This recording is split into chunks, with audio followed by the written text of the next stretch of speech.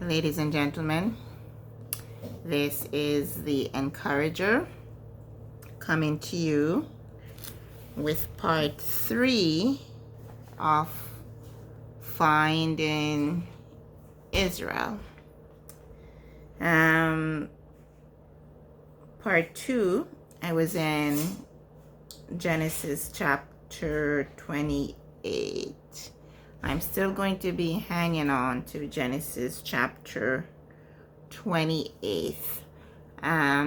So come along for the journey as we find Israel and discover who Esau and Jacob are. So we ended off with I believe we ended off where I said that Jacob multiplied and he became a great multitude of people, and that was in verse 14 of Genesis chapter 28. I'm going to back up a little bit. I'm going to jump to verse 10, and again, I am not reading the entire chapter. I'm encouraging you to dive on in and have a go at it. And the more you read, the more you'll understand. The more you read, the more your eyes will open. And as I've said before, I know everyone will not understand this. I know there are many that even pick up the Bible and put their own spin on it. Not everyone understands the Bible. You see, some words are figurative and some are literal. But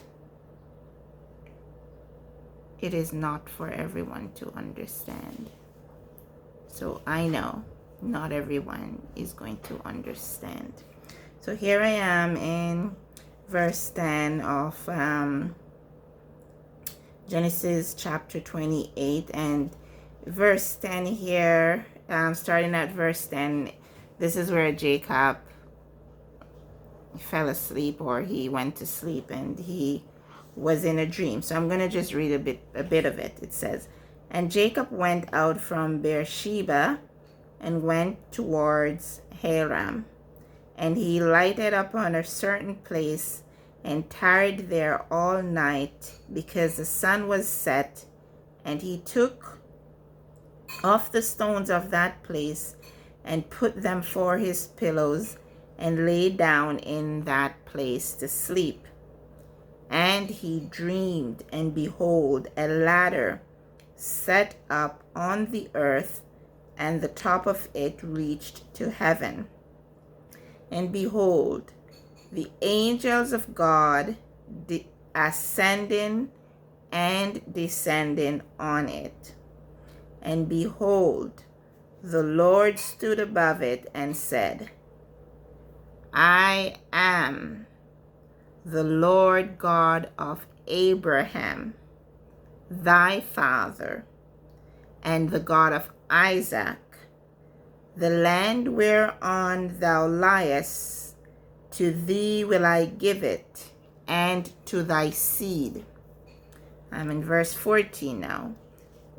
"And thy seed shall be as the dust of the earth, and thou shalt spread abroad to the west, and to the east, and to the north, and to the south.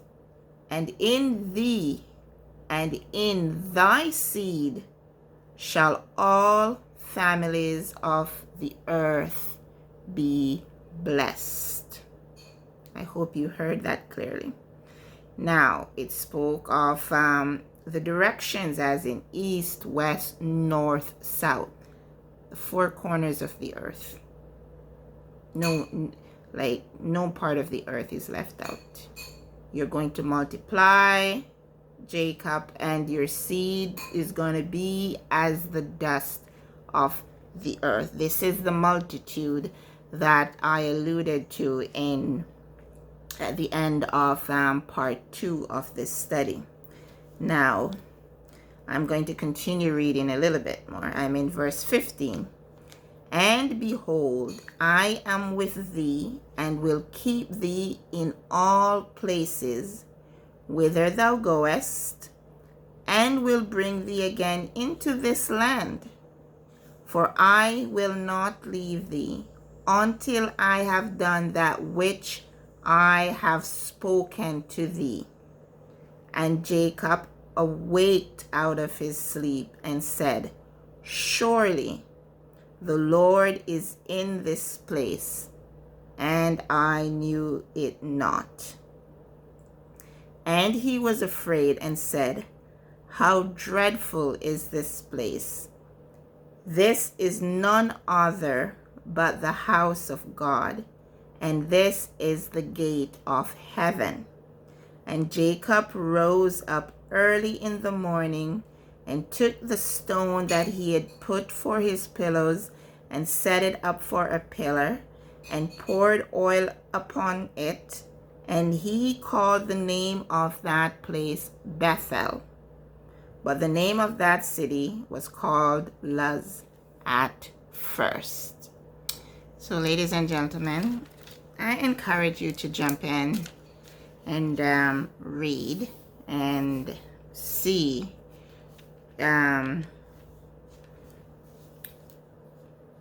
exactly what I'm speaking on. We're finding Israel, and we've just read where Jacob was in a dream. And I'm not going to read all of it. So if you jump over into chapter 29, you'll see where the plight of Jacob, I'm going to call it the plight or the journey of Jacob and his children. And you'll jump over into chapter 30, and you'll see where Joseph was born. Joseph is Jacob's son, one of Jacob's sons. You'll see that. So I'm going to jump over to chapter 32 because I do encourage you.